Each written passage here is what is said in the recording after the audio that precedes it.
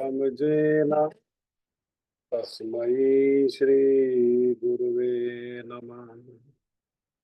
गुरुवे गौरचंद्राय राधिकाय तदालये कृष्णाय कृष्णभक्ताय तद्भक्ताय नमो नमः। वाञ्छाकल्पतरुभ्यश्च कृपा सिन्धुभैव च पतितानां पावनेभ्यो वैष्णवेभ्यो नमो नमः। नमो महावदन्याय कृष्णप्रेमप्रदायते कृष्णाय कृष्णचैतन्य नामिने गौरतिसे नमः। यं प्रव्रजन्तमनुपेतमपेतकृत्यं द्वैपायनो विरहकातराजुहाव पुत्रेति तन्मयतया सर्वो अभिनेदुं स्तं सर्वभूतहृदयं मुनिमानतोऽस्मि। हे कृष्ण करुणा सिंधु दीनबंधु जगतपते गोपेश गोपिका कांत श्री राधा कांत नमस्तुते। तप्त कांचन गौरांगी श्री राधे वृंदावनेश्वरी वृषभानुसुते देवी प्रणमामि हरिप्रिया।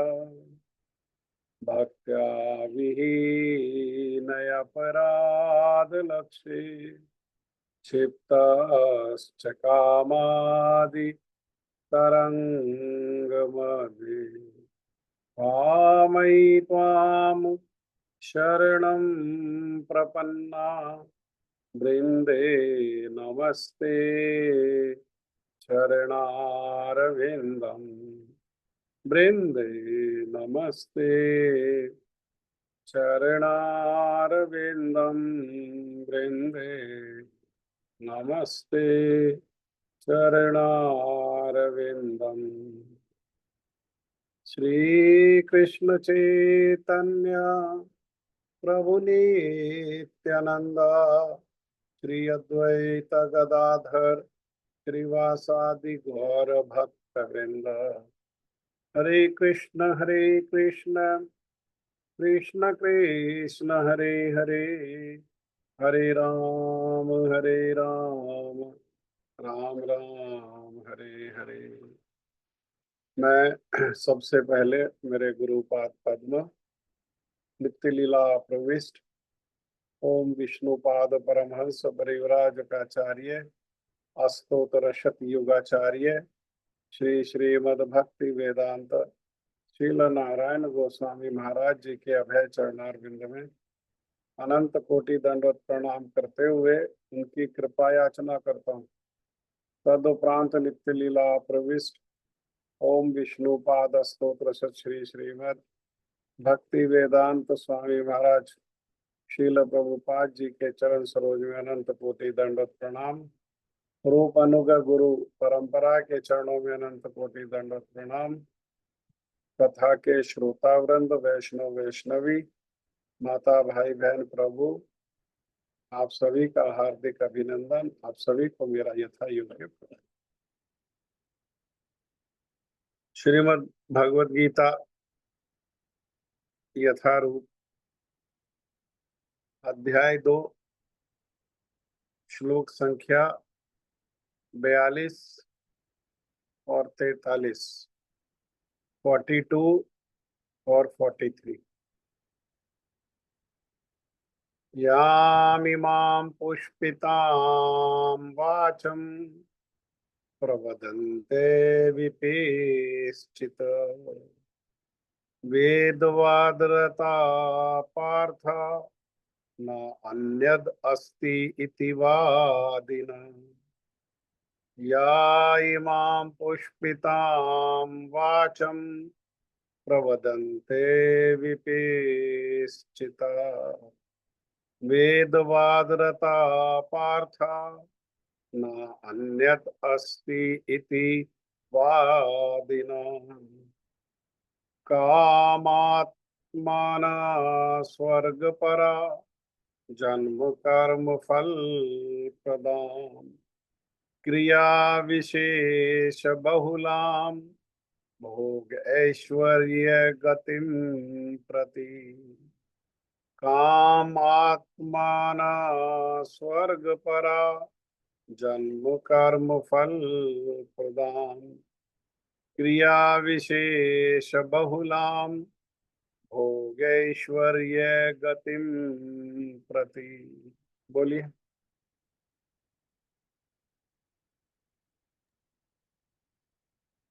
यामिमां पुष्पितां वाचं प्रवदन्त्यविपश्चितः वेदवादरताः पार्थ नान्यदस्तीति वादिनः कामात्मानः स्वर्गपरा जन्म कर्म फलप्रदां क्रियाविशेष बहुलां भोगैश्वर्य गतिं प्रति। यामिमां पुष्पितां वाचं प्रवदन्ति अविपश्चिता वेदवादरता पार्थ न अन्यत् अस्ति वादिनः कामात्मना स्वर्गपरा जन्म कर्म फल प्रदां क्रिया विशेष बहुलां भोगैश्वर्य गतिं प्रति। यामिमां पुष्पितां वाचं प्रवदन्ते विपश्चितः वेदवादरतः पार्थ नान्यदस्तीति वादिनः कामात्मानः स्वर्गपरा जन्म कर्म फलप्रदां क्रिया विशेष बहुलां भोग ऐश्वर्य गतिं प्रति।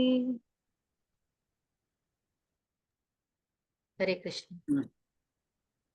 यामिमां पुष्पितां वाचं प्रवदन्त्यविपश्चितः वेदवादरताः पार्थ नान्यदस्तीति वादिनः कामात्मानः स्वर्गपरा जन्म कर्म फलप्रदां क्रिया विशेष बहुलां भोगैश्वर्य गतिं प्रति।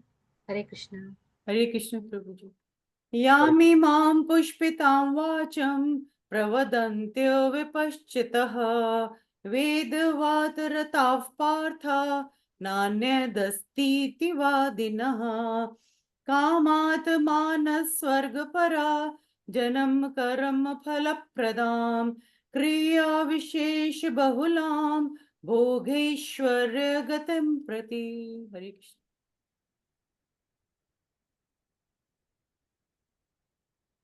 और कौन बोलना चाहते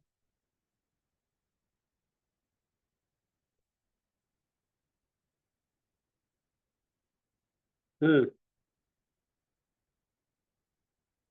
ये दो श्लोक हैं, श्लोक संख्या 42 और श्लोक संख्या 43।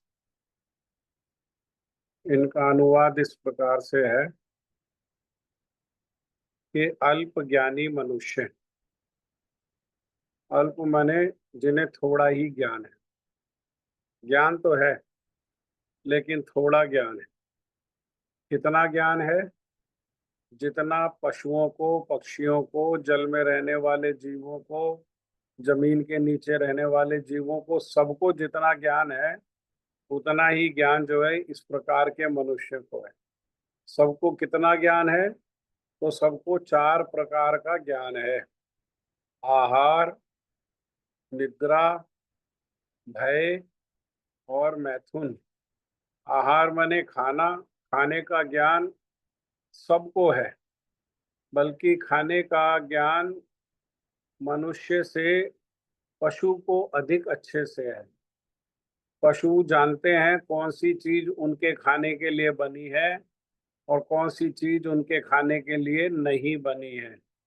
मनुष्य उसके विपरीत, जो खाने योग्य वस्तुएं हैं जो मनुष्य के लिए बनी हैं वो भी खा लेता है, और जो मनुष्य के लिए नहीं पशुओं के लिए बनी हैं वो भी खा लेता है।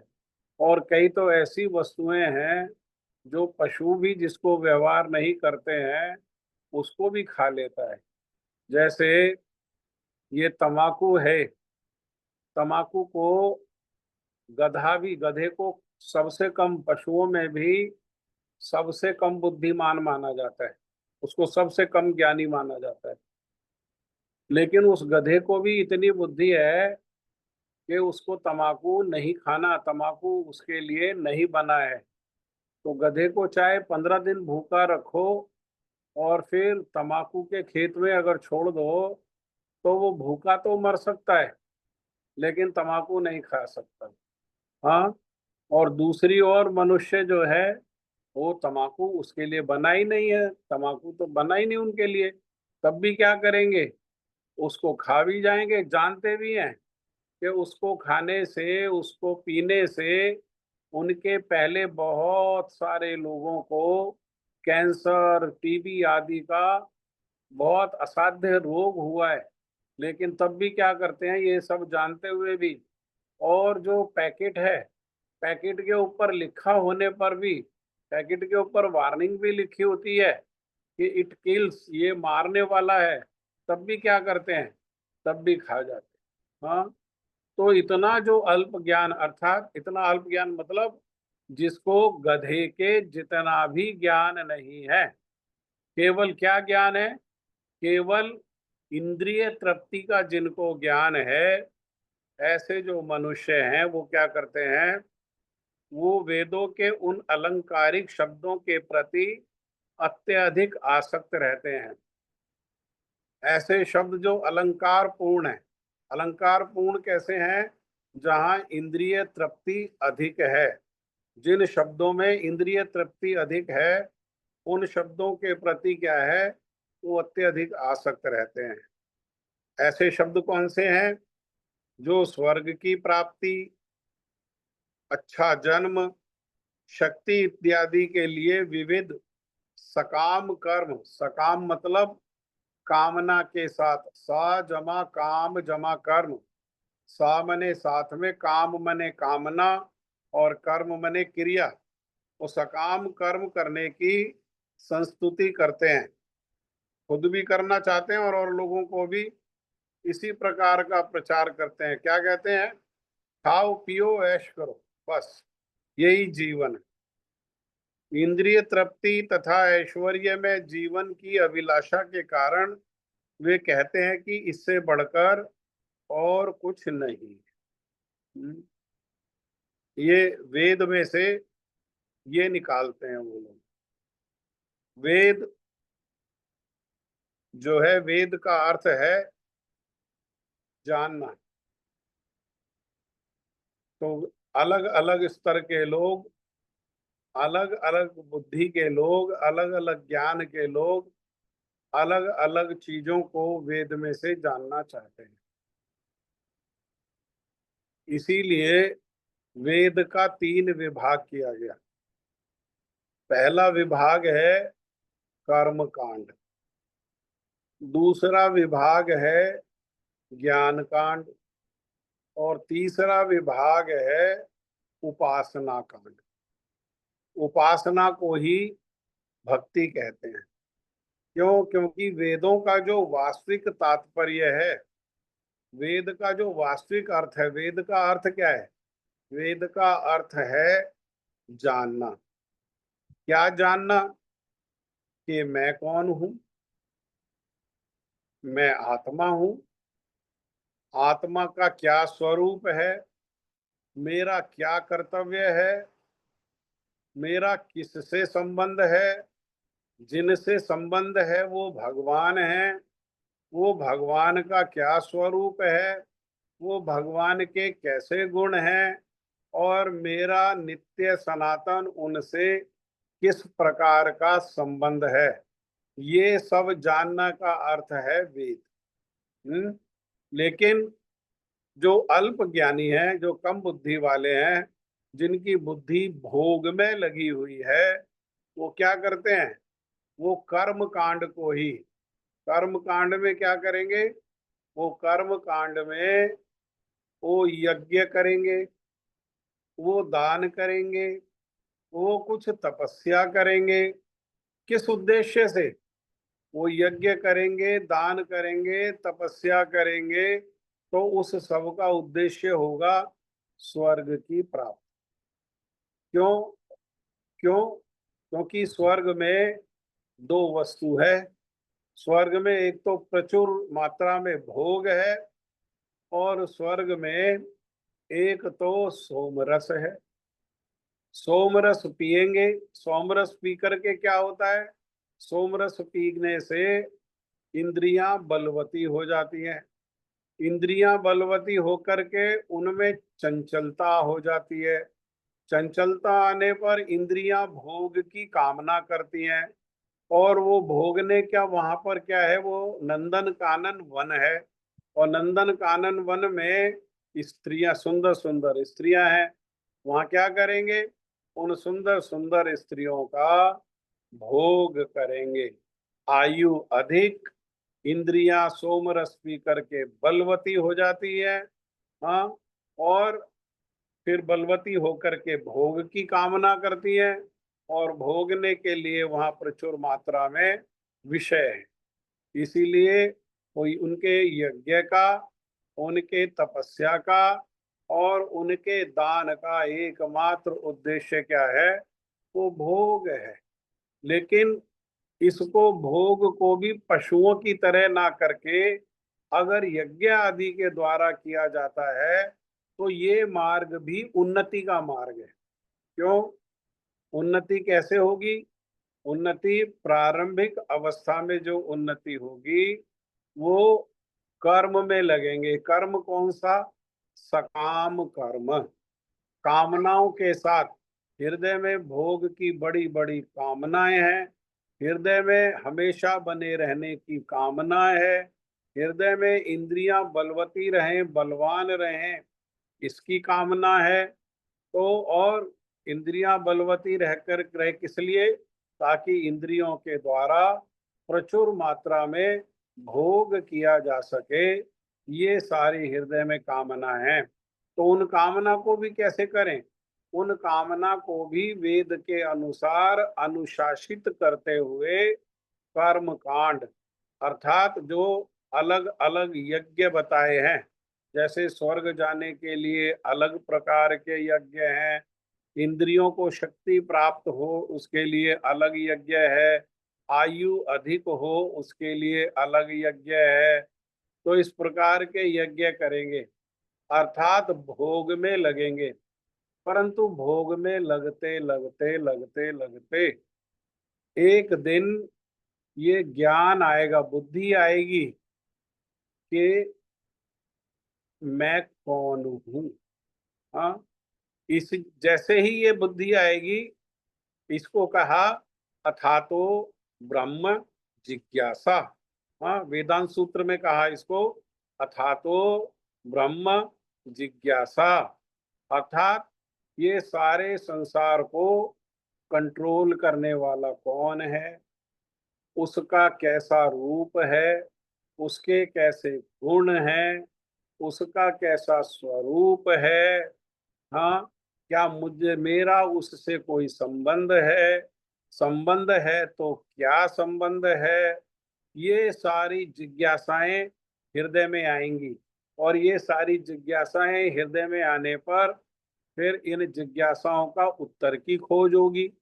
जिज्ञासाओं की उत्तर की जब खोज प्रारंभ होगी, वहीं प्रवेश हो जाएगा, वहीं उन्नति हो जाएगी। वहां कर्म कांड से ज्ञान कांड में उन्नति हो जाएगी। और ज्ञान में क्या है? बहुनाम जन्मनाम अन्ते ज्ञानवान माम प्रपद्यते वासुदेव सर्वमिति स महात्मा सुदुर्लभम। बहुत बहुत जन्म इस ज्ञान में लगे रहने पर अंत में ये ज्ञान का जो है पराकाष्ठा पता लगेगी। ज्ञान की पराकाष्ठा क्या है? ज्ञान की पराकाष्ठा है वासुदेव सर्वम इति। वसुदेव का जो बेटा है, वसुदेव सुतम देवम, कंस चारुण मर्दनम, वसुदेव का जो बेटा है, जो कंस और चारुण जैसे जो असुर हैं उनको जो मर्दन करने वाला है वासुदेव, सर्वम इति, सारे कारणों का परम का। फिर क्या होगा वो, फिर वहां से उसकी उन्नति और आगे होगी। वो ये जानने वाला वो महात्मा हो जाएगा ये जान करके, और महात्मा होकर के फिर क्या है, वो ये सब कुछ जान करके और फिर वो उपासना कांड में प्रवेश कर जाएगा। जब वो जान लेगा कि मेरा इस संसार से कोई हमेशा के लिए संबंध नहीं है, ये शरीर हमेशा रहने वाला नहीं है, मैं इस संसार में हमेशा बने रहने वाला नहीं हूँ, मेरे शरीर से जो संबंध है वो हमेशा हमेशा के लिए नहीं है, वो क्षणिक है।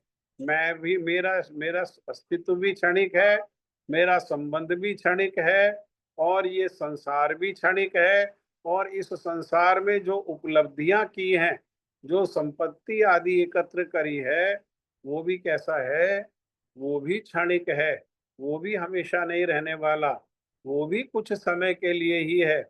मेरा नित्य सनातन संबंध भगवान से है।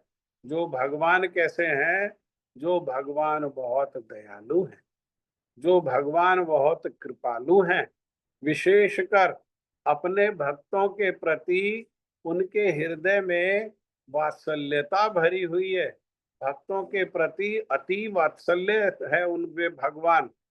और वे भगवान कैसे हैं, वे अतिशय सुंदर हैं, उनका सुंदर रूप है, और मेरा उनके प्रति, वे मेरे नित्य सनातन स्वामी हैं, और मैं उनका नित्य सनातन सेवक हूँ। और वहां से क्या करेगा वो, फिर ये जान करके कि मेरा स्वरूप है सेवक का, भगवान का स्वरूप है स्वामी का, वे स्वामी हैं, मैं उनका सेवक हूँ, तो मेरा कर्तव्य क्या है, मेरा कर्तव्य है नित्य सनातन उनकी सेवा करना ही मेरा कर्तव्य है। और ऐसा जान करके सद साधु संग में आकर के और सदगुरु से वो संबंध, सदगुरु क्या करते हैं, सदगुरु भगवान से संबंध ज्ञान को प्रदान करते हैं। उस संबंध ज्ञान को लेकर के और वो फिर भगवान का भजन करेगा, जिसको कहते हैं भक्ति। कहाँ से प्रारंभ हुआ, प्रारंभ हुआ अल्प बुद्धि से। हाँ, प्रारंभ हुआ अल्प ज्ञान से। अल्प ज्ञान होने पर केवल विषयों के प्रति आकर्षण रहता है, केवल इंद्रिय भोग के प्रति आकर्षण रहता है। वहां से प्रारंभ हुआ कहाँ पर, कर्म कांड में। कर्म कांड से उन्नति करी तो ज्ञान कांड, और ज्ञान कांड से उन्नति करके उपासना कांड, जिसको भक्ति कहते हैं। और कलयुग में भक्ति का बहुत सहज ही और सरल उपाय है। वो क्या है, वो है भगवान के सुंदर सुंदर नामों को जप करना, भगवान के सुंदर सुंदर नामों का कीर्तन करना, भगवान के नाम को जप और कीर्तन, और भगवान की सुंदर सुंदर कथा, जिसमें भगवान का सुंदर सुंदर रूप, भगवान का अति शक्तिशाली नाम, भगवान की मधुर मधुर लीला, भगवान का पूर्ण कृपा में दया में धाम, इनकी कथाओं को श्रवण करना, अर्थात श्रवण कीर्तन, और श्रवण कीर्तन में लग करके भगवान का नित्य सनातन स्मरण होता। ये क्या है, ये पराकाष्ठा है। नीचे से प्रारंभ करके उन्नति करते हुए, ये उन्नति का मार्ग है। इस प्रकार से उन्नति करते हुए वे अंततः भगवान को प्राप्त कर लेते हैं। हाँ, ये क्रमशः है। जैसे हर वस्तु संसार में क्रमशः है, इसी प्रकार से ये भी क्रमशः है। कर्म कांड, कर्म, ज्ञान और ज्ञान के बाद भक्ति, भक्ति कहें या उपासना कहें, ठीक है ना। ये सब बातें इस श्लोक में जो है ये बताई गई है। और शरीर का जो सुख है वो क्या है, वो विषयी है। और ये सब लोग जो भौतिक जगत के स्वामी बनना चाहते हैं, ये भौतिक सुख जो है, भौतिक स्वामित्व कैसा है, अर्थात संसार का स्वामित्व, संसार का सुख कैसा है, क्षणिक है। और भगवान की भक्ति, भगवान से संबंध और भगवान के संबंध में की गई क्रिया, उससे मिलने वाला सुख, उससे मिलने वाला आनंद कैसा है, उससे मिलने वाला सुख और उससे मिलने वाला आनंद जो है वो नित्य है, वो सनातन है और वो हमेशा रहने वाला है। इस प्रकार से इस श्लोक में ये बातों को बताया गया है। श्लोक संख्या 44, श्लोक संख्या 44 में कह रहे हैं, भोगैश्वर्य प्रसक्तानां तया अपरत चेतसां व्यवसायित्मिका बुद्धि समाधो न विधीयते। भोग ऐश्वर्य प्रसक्तानां तया अपरत चेतसां व्यवसायित्मिका बुद्धि समाधि न विधीयते। कहिए।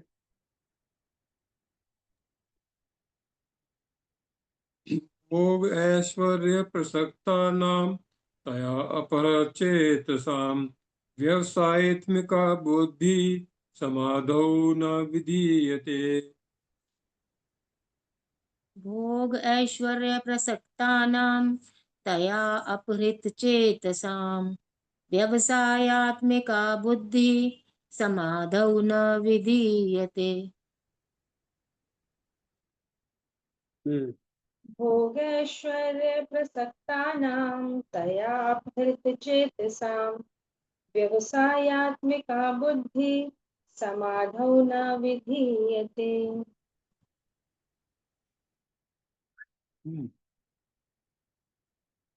और कोई बोले। भोग ऐश्वर्य प्रसक्तानां तया अपहृतचेतसां व्यवसायित्मिका बुद्धि समाधौ न विधीयते। भोगैश्वर्य प्रसक्तानां तया प्रहृतचेतसां व्यवसायात्मिका बुद्धिः समाधौ न विधीयते। और कौन बोलना चाहता है।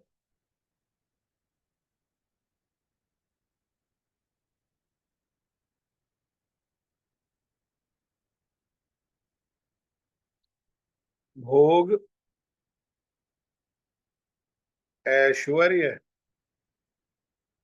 प्रसक्तानां, जो संसार के भोगों में और संसार के ऐश्वर्य में आसक्त है, तया अपरत चेतसाम, ये भोग और ऐश्वर्य में आसक्ति क्या करती है, उसकी चेतना को अपहरण कर लेती है, अपहरण कर लेती है।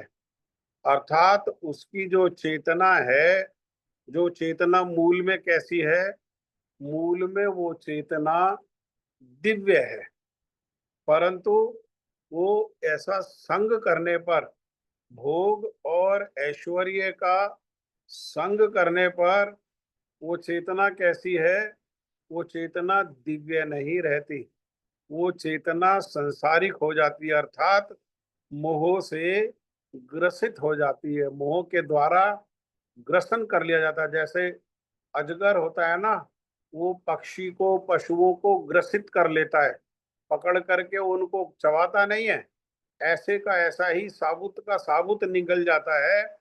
ऐसे ही भोग और ऐश्वर्यों के प्रति जो आसक्ति है, वो चेतना को क्या करती है, वो चेतना को ग्रसित कर लेती है ना।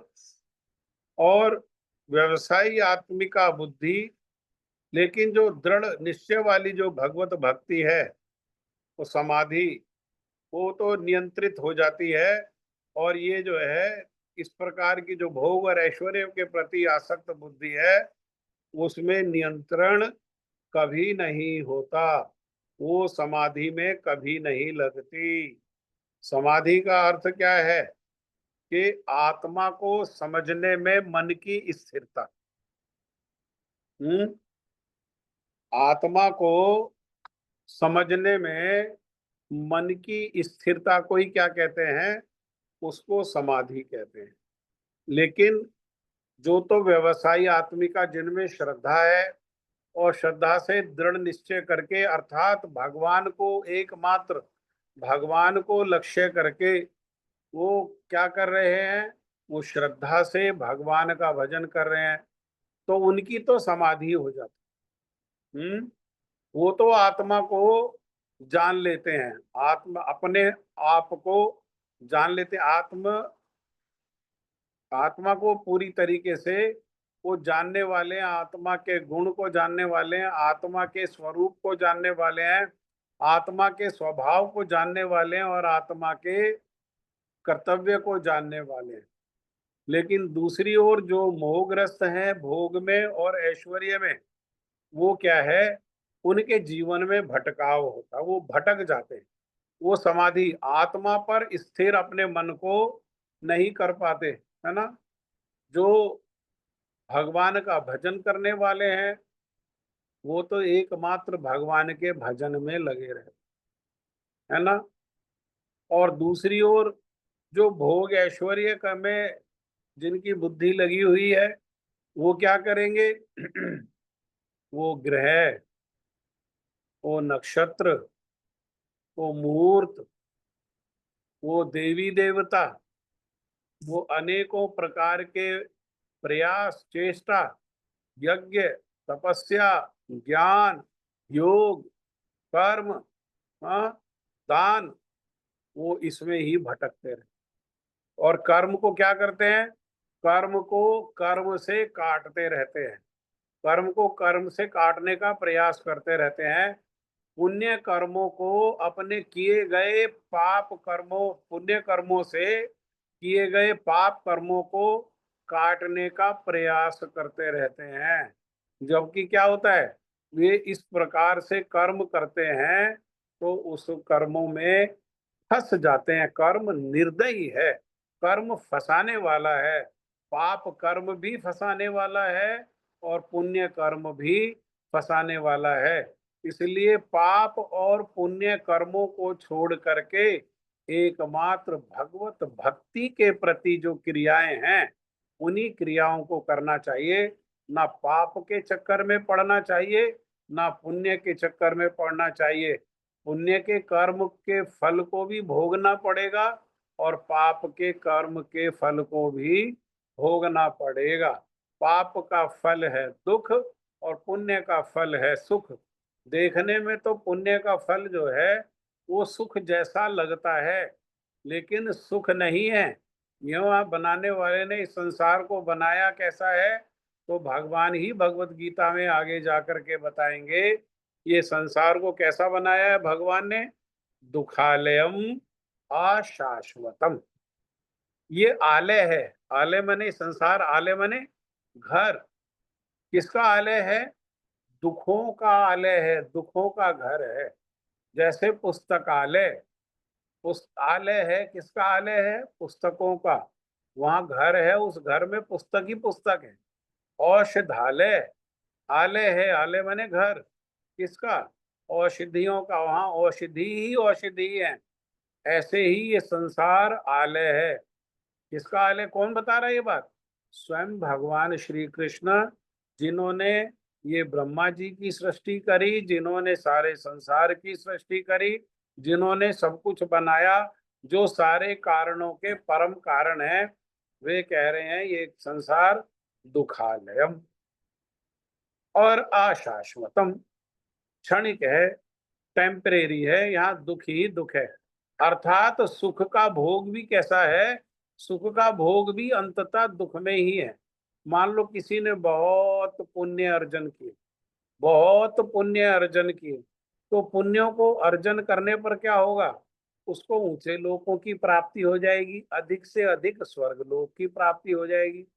अब स्वर्ग में भोग भोगेगा, भोगों से उसको क्षणिक सुख मिलेगा, लेकिन पुण्य कर्म जो अर्जित किए जैसे ही वो खत्म होंगे, फिर स्वर्ग लोक से यहीं जमीन पर फेंक दिया जाएगा।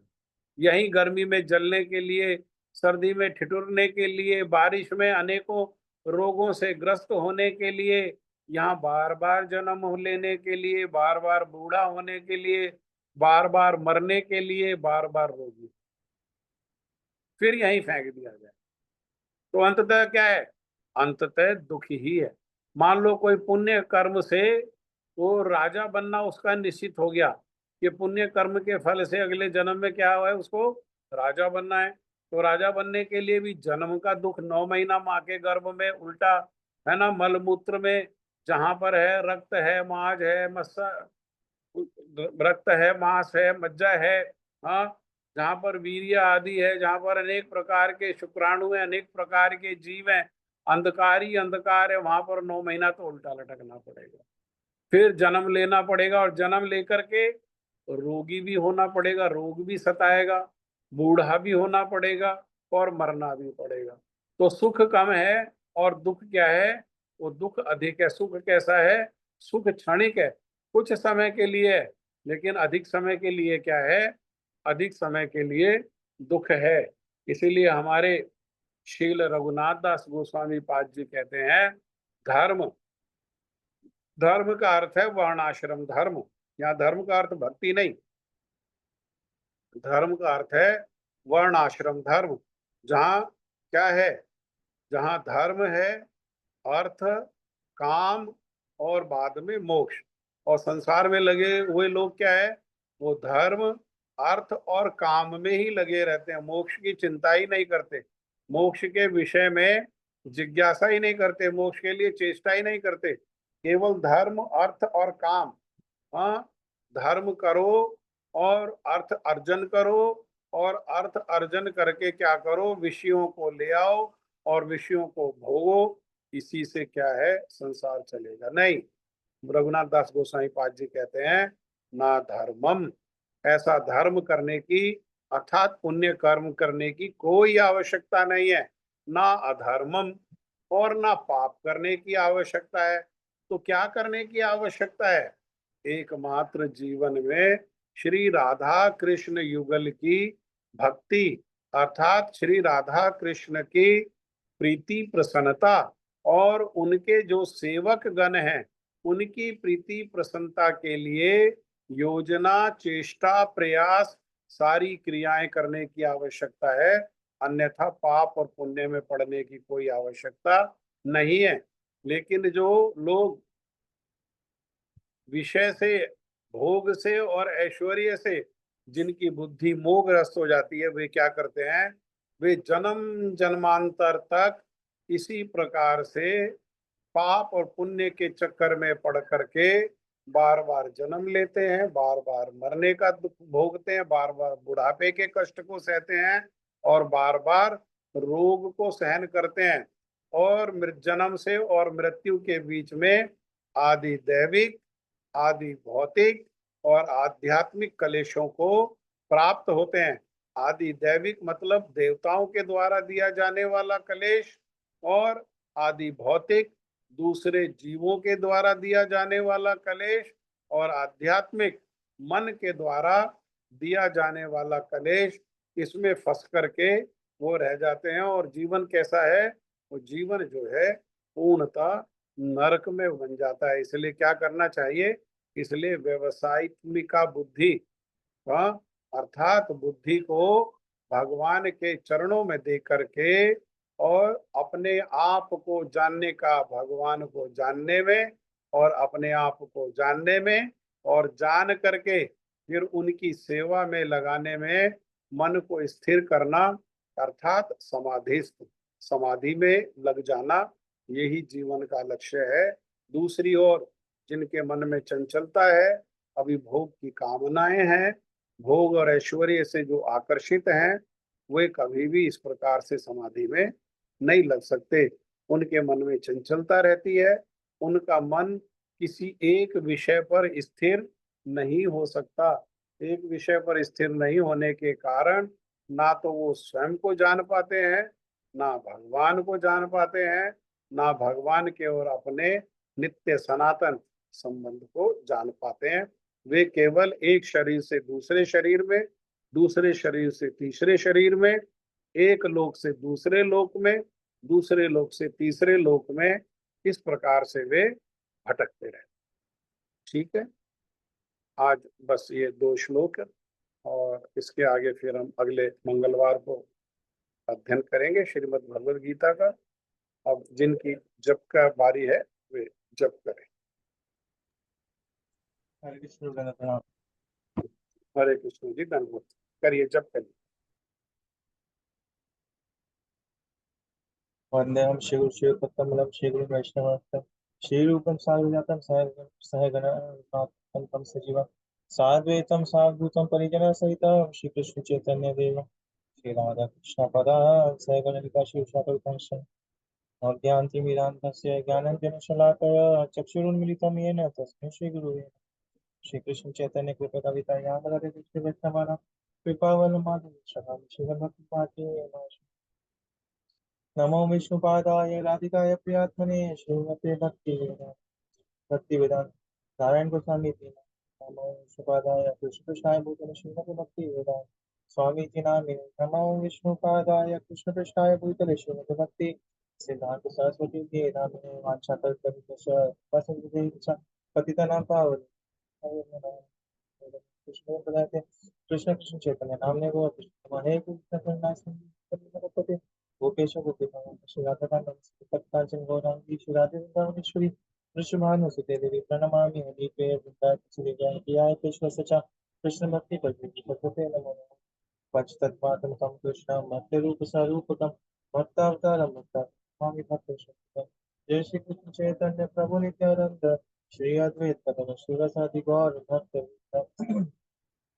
हरे कृष्ण कृष्ण कृष्ण हरे हरे हरे राम राम राम राम हरे हरे हरे कृष्ण कृष्ण कृष्ण हरे हरे हरे राम राम राम राम हरे हरे कृष्ण कृष्ण कृष्ण हरे हरे हरे राम राम राम हरे हरे हरे कृष्ण कृष्ण हरे हरे हरे राम राम राम हरे हरे कृष्ण कृष्ण कृष्ण हरे हरे हरे राम राम राम हरे हरे हरे कृष्ण कृष्ण कृष्ण हरे हरे हरे राम राम राम हरे हरे हरे कृष्ण कृष्ण कृष्ण हरे हरे हरे राम राम राम हरे हरे हरे कृष्ण कृष्ण कृष्ण हरे हरे हरे राम राम राम हरे हरे हरे कृष्ण कृष्ण कृष्ण हरे हरे हरे राम राम राम हरे हरे हरे कृष्ण कृष्ण कृष्ण हरे हरे हरे राम राम राम हरे हरे हरे कृष्ण कृष्ण कृष्ण